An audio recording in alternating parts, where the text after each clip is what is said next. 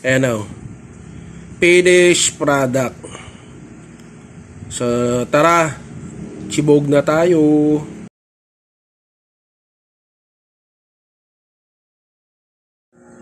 Hi guys, Sir Chef is back.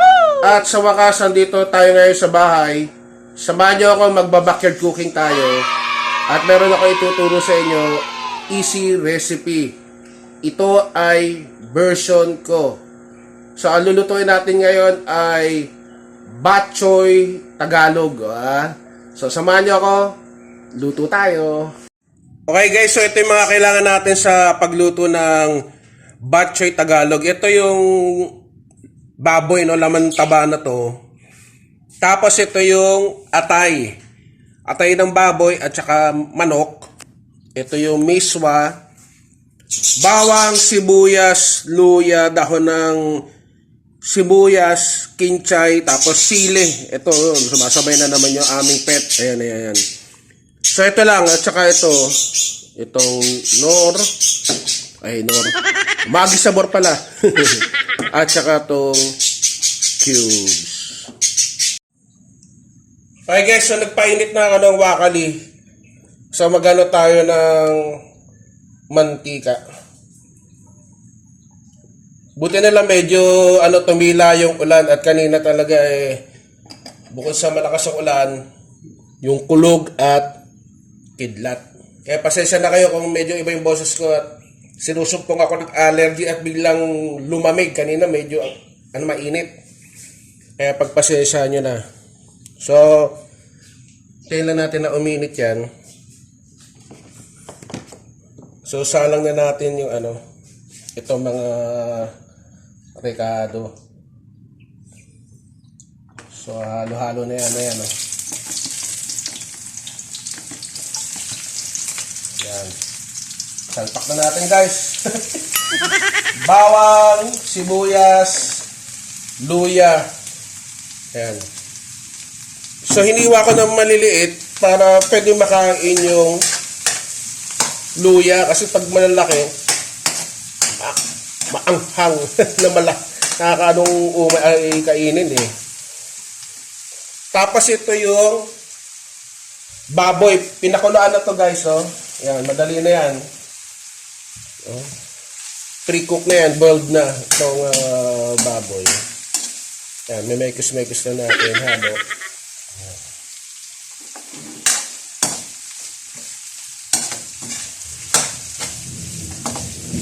Yan. Nakasama yung apoy.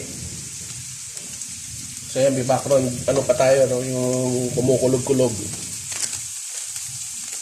So lagyan natin ng magic sarap. Yan.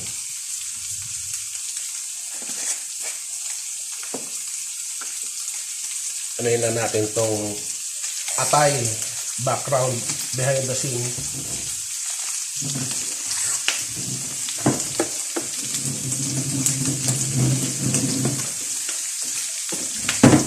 Sinugasan ko at inalis ko yung extra dugo mga kasepoy. Dito ko sa likod, inugasan ko lang tong atay.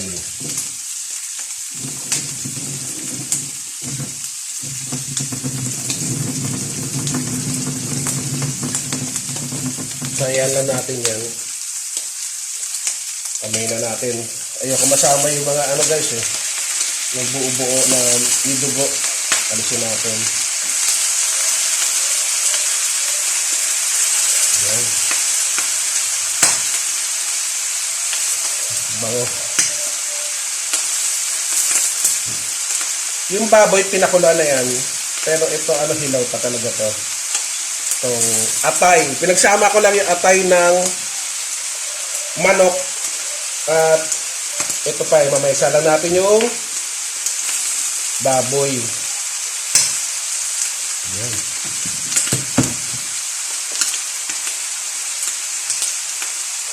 Sala na natin guys. Dami sahog na.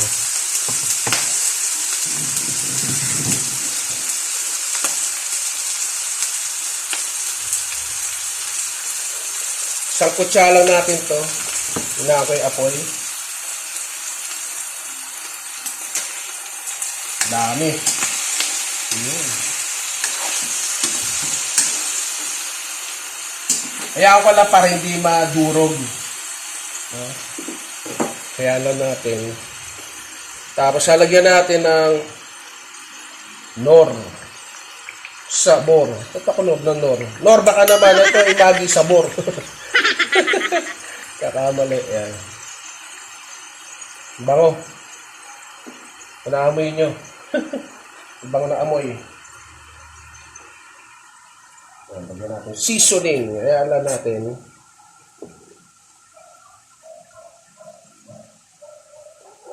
Ricardo Overload.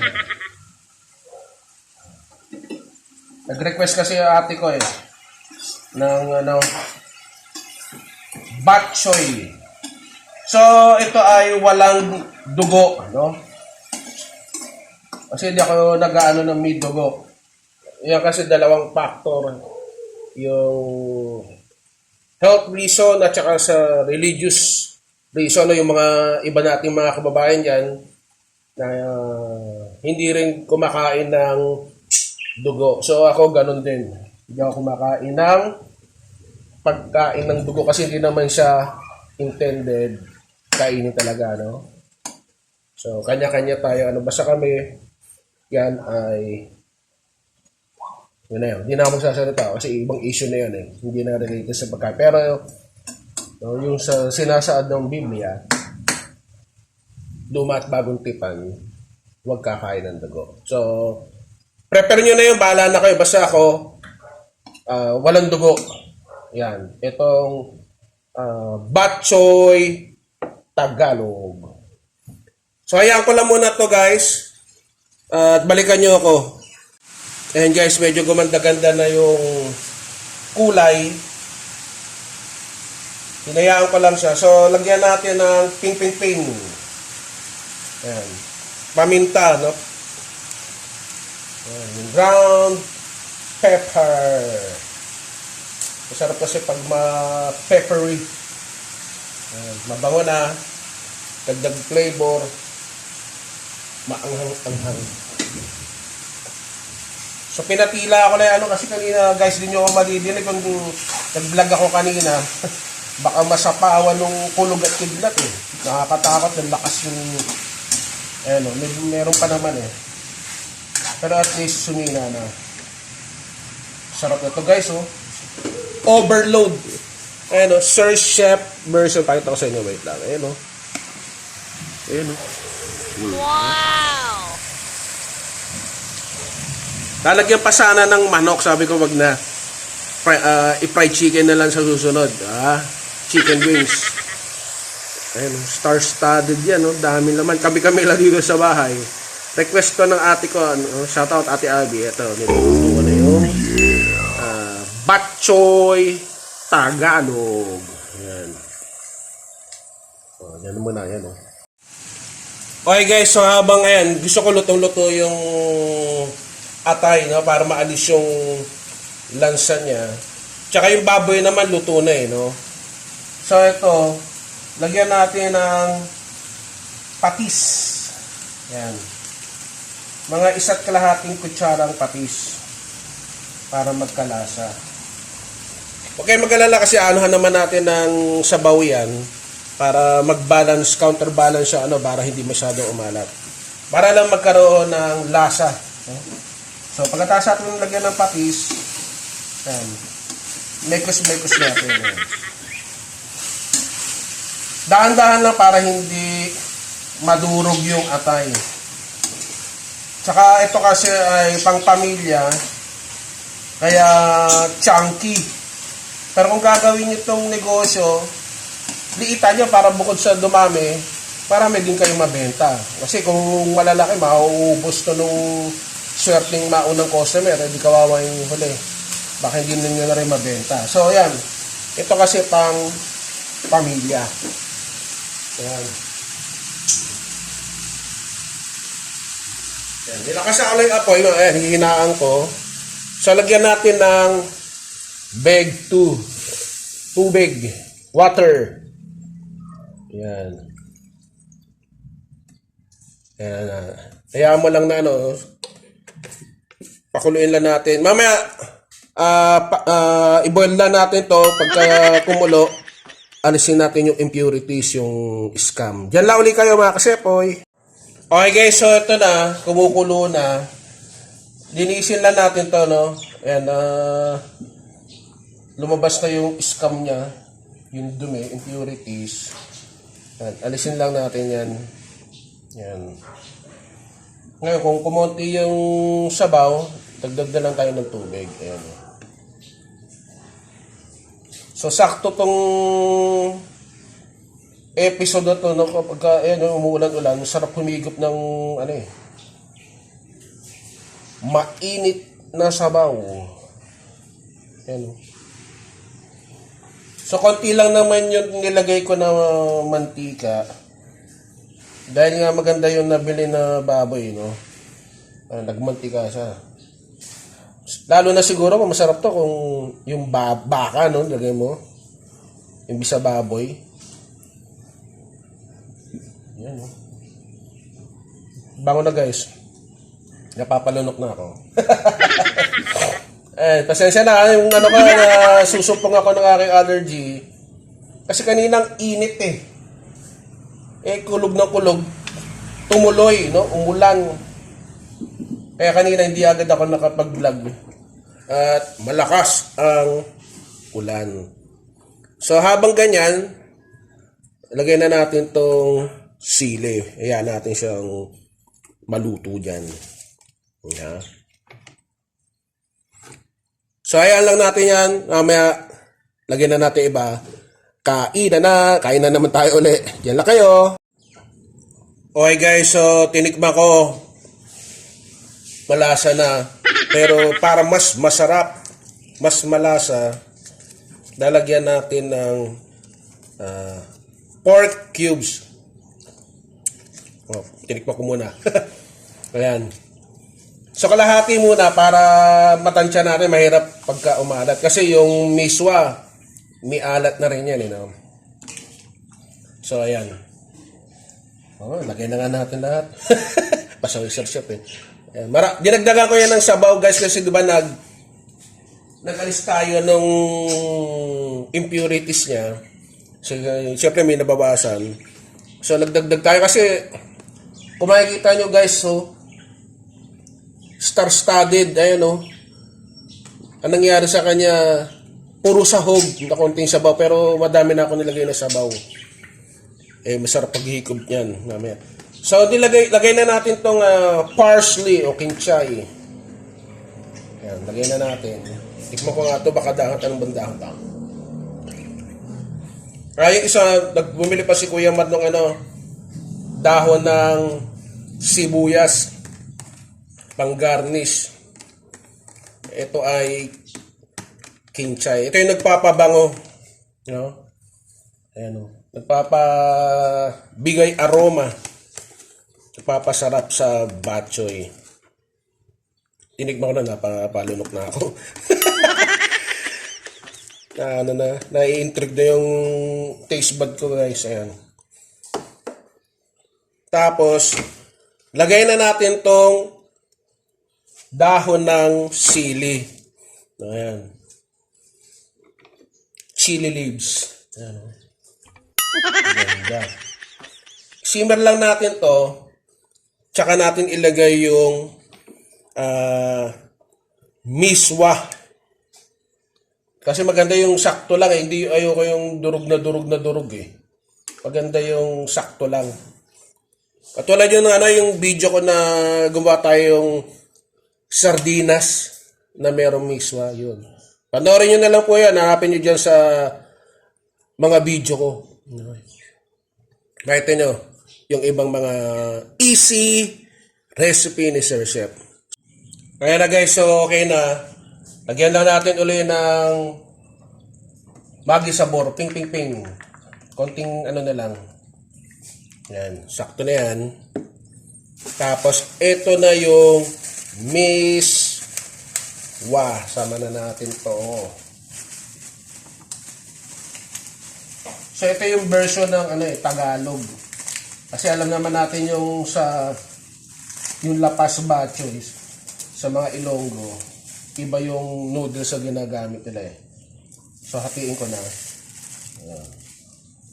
Yan. Doblehin natin. Overload na natin mga kasepoy. Oh, ha? Bahala na kayo dyan.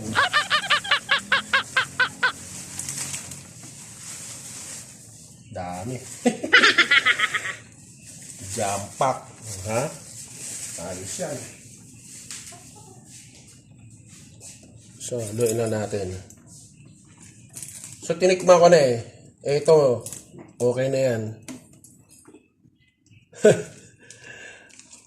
Ang dami ko nilagay na sabaw guys, pero kita nyo naman yan, no? Oh, ha? Sir Chef version ng Batchoy Tagalog. Overload na naman yan, no? Oh. Sarap. Mukulo-kulo na. So, lutuin lang natin to. Yun, oh. Ganda, oh. Mamaya, kain na. Grabe. Daming, ano. Oh. Sarap. Wait lang. Habang kumukulo. Ito pa ulit.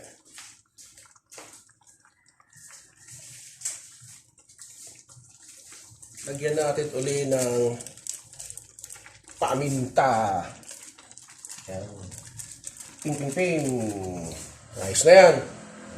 Peppery na yan. Anghang na yan. Hindi waka yung sili, oh. Para lumabas na mag-extract yung, ano, flavor niya. Gutom na ako. So, dyan na kayo. Mamaya, kain na tayo. Ayan na guys, oh. Wow! Lagyan natin ano, ito, ping. Lagyan natin ng dahon ng sibuyas. So, ping. Ayos.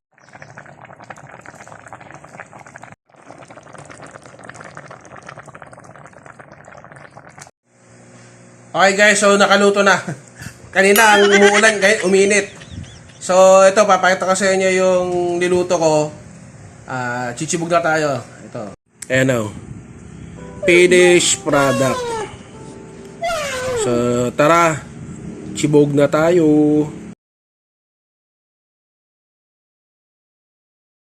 Okay guys, so bago tayo kumain, magpasalamat muna ulit tayo. Diyos na makapangyarihan sa lahat, sa pangalan ng iyong anak, salamat po muli sa pagkain ito. Basbasan mo at pagpalain. Amen. So tara, let's lapang. Ito guys muna, wala muna ako nilagay ng mga ano condiments sa ano, yung mga pampalasa. As is lang muna ano ito. Lumapot siya, oh. Kasi doon sa ano, dami ko nilagay na ano, itong miswa. Ayan. Parang konting sabaw na puro laman at miswa. Ito na. Wow!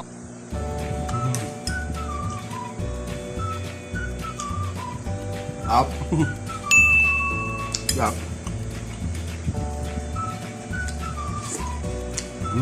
Sarap. Lagyan natin ito. Dahon ng sibuyas. Ping. Kasi ito yung ano, sabi ko kayo Mark, dagdagan yung ano, ito optional lang, bahala kayo kasi meron kami noon sa dati naming vlog, no, yung nag-aros caldo. So meron pa kaming ano, pritong wangba. Ano. So sabi ko kayo Mark, magluto ko siya mamaya. Titikman ng ate ko. Wala pa si ate ko eh. Ako na muna. Food test review. Kain tayo kami. Pagkain kayo.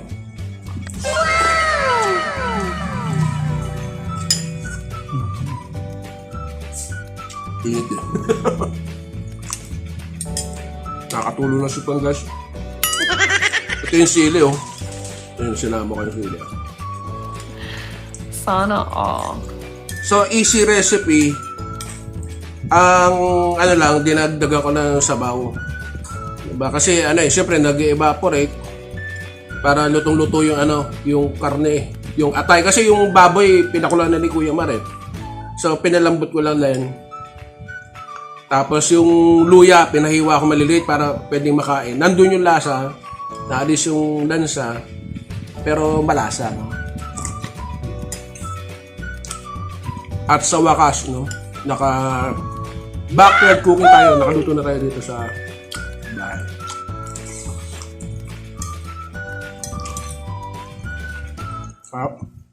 Ito kasi pang bahay, pang pamilya. Yung sinabi ko nga, kung gusto nyo inegosyo to, diitin nyo. Para dumami, no, yung inyong paninda, panegosyo.